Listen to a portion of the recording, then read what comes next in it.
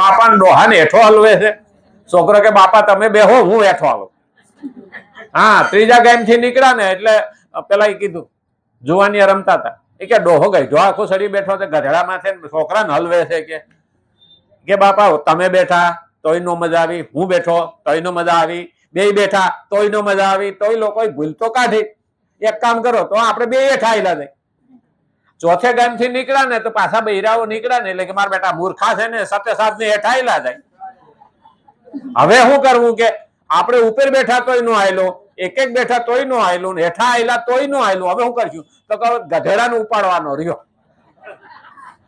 એટલે લાકડું લઈને ગધેડાને બાંધીને જીવતા ગધેડાને બાપ દીકરે ઉપાડ્યો. પાંચમે ગામ થી નીકળ્યા ને એટલે કે આડા મૂર્ખા છે, મરેલ ને તો હવે ઉપર આ જીવતા ને ઉપાડીને જાય. એ કે હવે શું કરું બાપા, તો જગત ને પુગાય નહીં.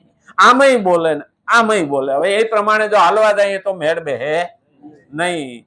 જે કઈ ક્રિયા થાય તે સંસારના સંબંધથી થાય અને સંસારિક વસ્તુ દ્વારા જ થાય. આથી જેઓનો સંસાર સાથે સંબંધ છે તેઓને માટે કર્તવ્ય છે.